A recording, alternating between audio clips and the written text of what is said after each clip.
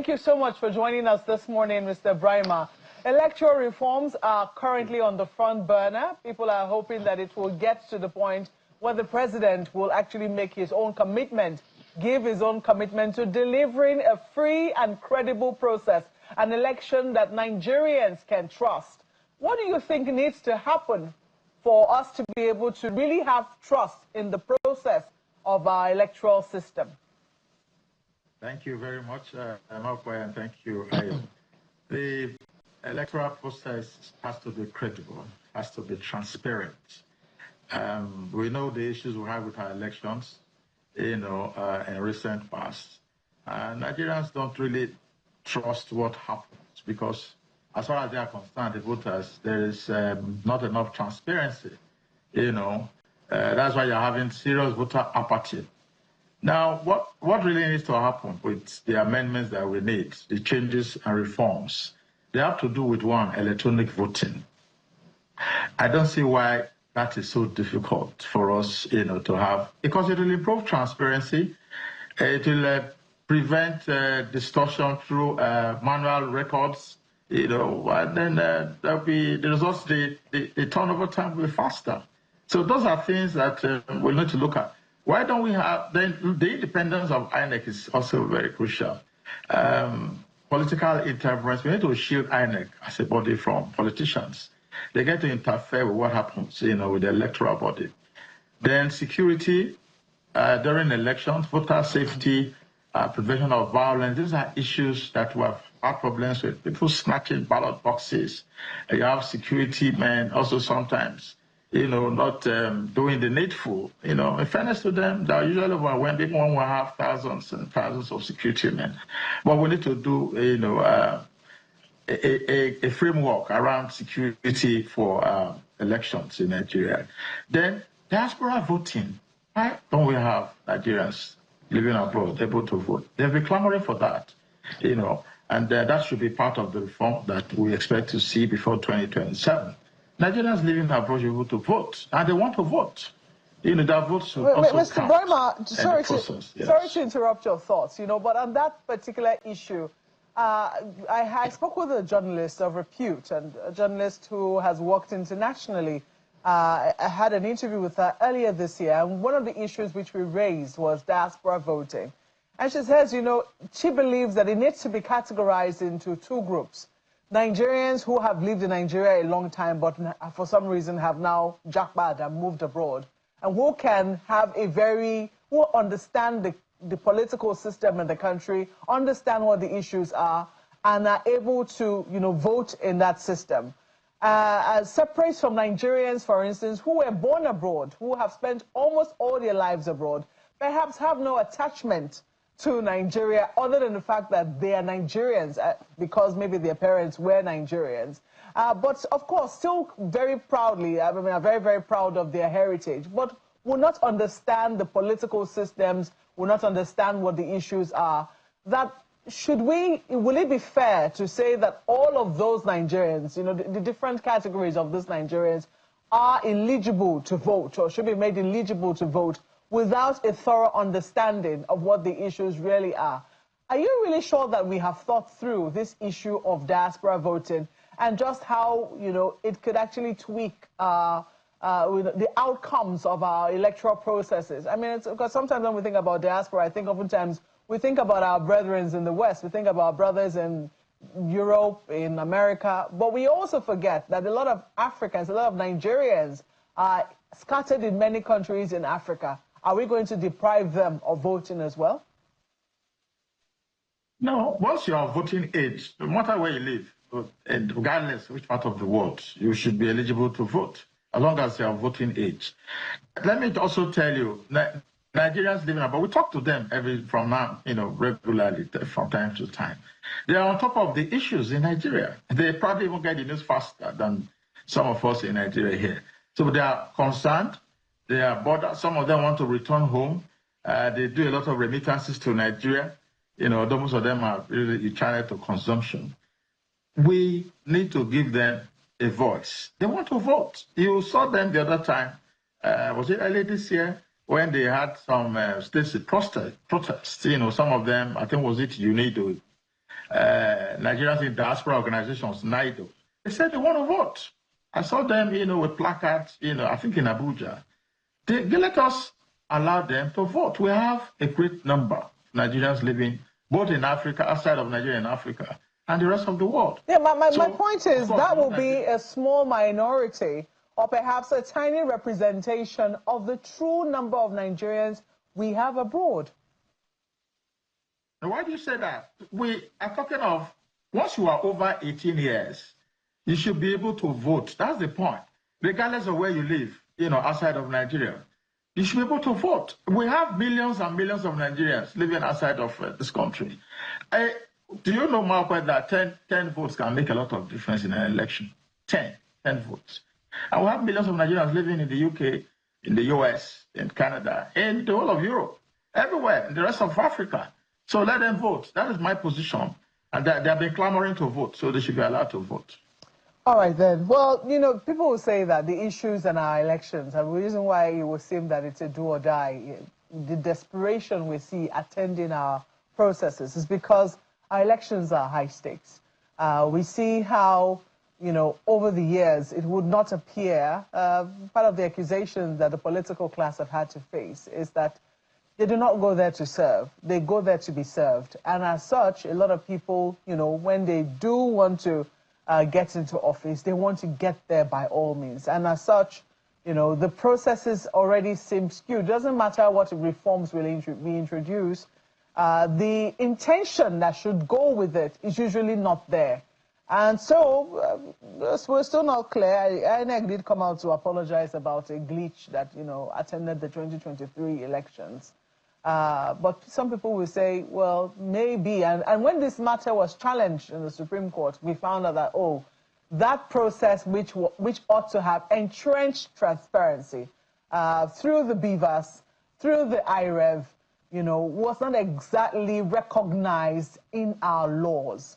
So it would appear, in 2015 as well, we saw when INEC introduced the card reader, for a reform such as the card reader, for it to be able to scale through, it was not exactly put in our electoral process. It was just one of the, looking for the word now, one of the processes of INEC, one of its own, will I say, administrative things which it had put in place to make its own processes easy. So if INEC makes promises which are not entrenched in law, just to make the processes more transparent, at the end of the day, if INEC does not deliver on the promises that it makes, it is not bound by law to deliver on those things. I hope you understand what I'm trying to say. Yeah, yes. Do you think that we need a law to bind INEC to the promises that it makes so that there will be no jumps in the processes? Because the last time, the fact that the IREV did not work was very disappointing for a lot of Nigerians. You're talking about a legal framework, to make some of these reforms binding. I agree with you absolutely. You talked about IREV. We have BVAS. We're talking about electronic voting. We're talking about diaspora voting. We're talking about security, during elections. And of course, the independence of INEC. All of these issues have to do with the reforms that we are seeking. And there should be a legal framework, to make them, for Nigerians to really now believe that the electoral process will be transparent, will be credible and acceptable. So let INEC, you talked about a visit they received yesterday and the recommendations, that the EU group made. It's targeted at INEC. Let them, before 2027, I believe if we are really serious about these changes, about these reforms, and making them legally binding, it is possible to do that, even within the next 6 months, if our lawmakers are ready. So INEC needs to fire the first shot. They need to embrace the idea that Nigerians want these reforms, and it will help INEC, as the electoral umpire. Why can't we have electronic voting? These days, we practically do everything with our phones. Why can't I vote early in an election? Why do we have to shut down the economy? Ask people to sit at home because we want to have an election, hold an election. Even if you are holding local government elections, Nigerians are asked to stay at home, that there's no movement. I think that is we're not doing the economy any good. People, we can have voting over a period. Like when it's convenient for you to go and vote. You can vote on your phone. You can use your desktop system, any device to vote electronically. So Nigerians abroad, they don't have to come here before they vote. These things are possible. We have professional bodies who do electronic voting locally here. So why can't we? Maybe the challenges will be that of logistics or with that of officials, even including the INEC officials who want to compromise the system, the entire process. Yes, those fears will be there. But let the laws be there, and then we know that if there are breaches, we know how to take them from there. Well, this entire conversation was supposed to be more than elections, so I'll take it to Ayo. Ayo, I'm sure you have other areas you want to take up Mr. Brimer on.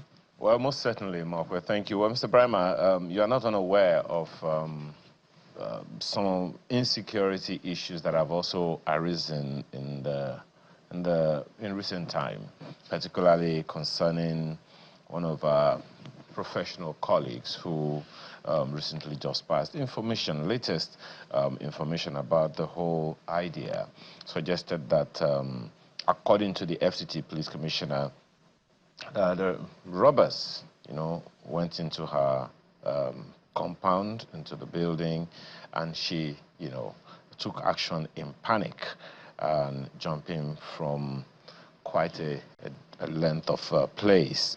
And that's not the only situation we have heard. We have also heard, of course, that jumping was induced by the fact that she received visits from armed robbers. That shouldn't have happened if security was as tight as it should be. Now, Somi's case, personal, tragic, it echoes even wider patterns of violence, state fragility, and community vulnerability. The one in Kwara State, in a fellow local government, where official reports note that at least 12 forest guards were killed, is one. Another one that happened, a policeman named Ezra John, attached to the Lide Division in Patigi, was abducted while returning from duty, and a number of other situations like that. Is this, for you, a rising wave of insecurity, or maybe because we are lagging in certain areas that we had previously tightened, or you think this is something that's always been there, it's just been latent? Well, I think the issue of Somi's death, it was a personal tragedy. I didn't know Somi Maduagu, but I still, listened to her reports or stories on TV, when she anchored programs. I did a tribute to honor her memory, which was published in several media platforms. And I was just asking who will save us from marauding and bloodthirsty gangsters. That was how I titled it, to honor her memory. And the question is, are we really safe? Who will save us from these marauders, armed robbers, kidnappers, bandits? Who will save us from them? Because the security situation, in spite of their best efforts, I'm talking about our security agencies, the security situation is still very bad. Today, you are hearing stories of non-gunmen kidnapping people. And then the roads too that are bad are not also helping the situation. My folks traveled last Saturday to Delta State from Lagos. From Benin, Lagos to Benin, then to Saple and to Ughelli. The roads are horrible. I really need to use the opportunity to draw the attention of the Honorable Minister of Works, Dave Umahi, to please focus on some of these bad roads. That is a busy road. Now, to go back to Somi's case, the insecurity is still getting out of hand. And I just said that every day we're reading reports about how people are kidnapped, about invasion of communities by gunmen. And then when you see a group of armed robbers, and these days they have access to all kinds of ammunitions, terrorizing residents, in a block of apartments, I think it was the fear that made Somi to jump, from that floor. And maybe she would have been alive today, just maybe. So the wider issue is that of insecurity, fear of the unknown. And the fact that it happened in that block of apartment does not mean it will not happen again tomorrow. I just pray that those robbers are apprehended and the face brought to justice, because Somi's death should not just go in vain. But it's a reminder of how dreams are cut short. Somi could have lived abroad. I mean, she's a British citizen. She was a British citizen. And about some of our, Nigerians who would like to come back to Nigeria and then suddenly, their dreams are cut short. It can be a very sad reminder of the fact that how safe can we be, when our diaspora Nigerians return home. It's a painful death, I must confess. It was heartbreaking for me personally. And then for the entire Arise News family and indeed Nigerians, a lot of tributes have come. But as I also noted in my article, those tributes, they don't go far enough. We need to protect the lives and property of Nigerians. Just one leg of it.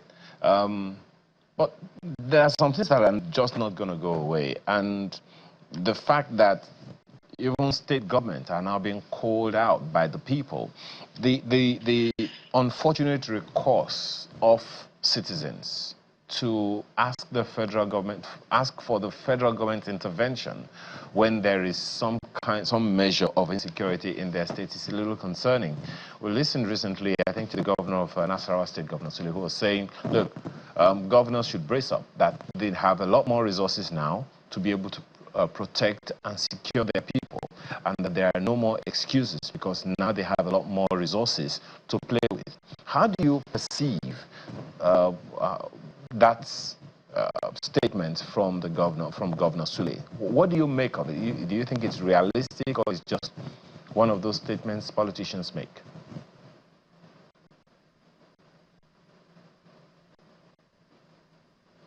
Can you hear me, Mr. Brahma? Yeah, the statement by, it's. I can hear you. Can you hear me too? Yes, I can hear you. Go ahead. Are you hearing me? I can hear you. All right. Okay. The position of Sule is something we can look at. Yes, state governments are receiving more money. It is true. Now, it brings us back to the point of this argument about state policing. Do we need state police? I think most of the state governors are in support of us having state police. So, but I don't know what is delaying the process. But you will find different vigilante groups in this state trying to support the security architecture that we currently have, because whether we like it or not, the police is under-equipped and underfunded. I don't know why it is so. So that is why they're getting support from, like Lagos State government many years back, set up the Lagos State Security Trust Fund. And they have this arrangement, with the Lagos State Police Command, to collaborate, to tackle issues of insecurity. And Lagos has been relatively very safe over the years. And I think many states have adopted that model. So with more money and with private sector collaboration, we can enhance, the value of providing the security network, for citizens in each state. Let the governors do more, as Mr. President has asked them to do. They should wear the grass more. And security is one area. If state police means also devolves into community policing, because neighborhood security arrangements is becoming very prominent, because these are people who know everybody, around. So that is something we need to focus on immediately, because when you bring somebody from Lagos State, for example, to be a communal police in Akwa Ibom State, it's something we need to really run away from. That's just an example. The locals know themselves better. From community to community, they know those who are criminals, they know those who are good people, if you know what I mean. I use that in the context of this conversation. So let us do more in the area of security, and state policing is something we can also look at. And I think Mr. President is in support. More than 30 governors, I think, are in support. So what is delaying the move? But the fear of some people, and I think those fears are also genuine, is that with elections, state policing can be politicized. best. The people can be recruited, to do the unimaginable things for the sitting governor, the incumbent governor, so that they will retain their positions at all costs, even if it means eliminating opponents using state police. So those are genuine fears, and they have to be addressed. So I want to appeal to our security agencies that we need to really do more to protect the lives of Nigerian citizens, protect property, and safety should be not only in the homes, in our workplaces, but even on the road. The roads are largely unsafe. But we have some friends traveling from Benin to Lagos the other day. They left Benin at past 8 in the morning. They got to Lagos at about 9 p.m. At Okada area, there was no movement for over 4 hours. Quick issue before we move, if you can hear me. And then my sincere apologies, Mr. Brimer, if you can hear me. Just one quick issue, because there are so many issues I would have loved to take up with you, but our time is fast spent. Now, with the Dangote Pengassan or Dangote and other oil workers issue seemingly laid to rest, do you think it's time for us to dance, or you think there are still maybe some latent issues that could spring up anytime soon? Personally, I'm unimpressed with the way these groups, whether it's Pengassan, Dapman, Nupeng, they are just ganging up against Dangote refinery. Why shut down the economy because you don't agree with what the Dangote management, the decision they made regarding some workers? Instead of sitting down with Dangote management to resolve the issues of the 800 workers, they actually went on strike, shutting gas supplies, crude supplies to Dangote refinery. They beg a very big threat to energy security in this country. I don't know why it is a good thing the federal government intervened in the matter, and TUC, they are saying they only suspended the strike. They did not even sign any communique. Well, that is strange. I believe we're all Nigerians to start with. We need to protect assets that we have. A man cannot invest over $20 billion in a refinery, the largest single-train refinery in the world, and we are messing him up the way we're doing. It didn't start today. The sabotage, for me, I call it economic sabotage. Let them come together as a consortium, invite investors, and take over our refineries. The refineries that have not worked in decades, what did they do about those refineries? They are more interested in importing substandard petrol into Nigeria. And we have a man who has invested heavily in Nigeria. A lot of countries will be happy to have Dangote in their country. So I'm not impressed. Let them really borrow some sense and stop this nonsense that they're doing by ganging up against Dangote in the name of unionization. I don't think it makes any sense, because the fundamental issue there is the biggest, it's a threat to our energy security in Nigeria. We've not had petrol queues for a very long time, but we all know how these things, play out. Well, it's always a lot of issues, always a lot of sentiments always at play. My apologies, Mr. Brimer. Always a lot of sentiments at play about this. And it usually depends on whose side anyone is looking at this issue. But we have to thank you so much for your time this morning and your thoughts as well. Ehi Brimer is publisher, editor-in-chief of Niger Times. Thank you again for your thoughts. Thank you, Ayo. Thank you, Mark. It's been my pleasure being here. Thank you.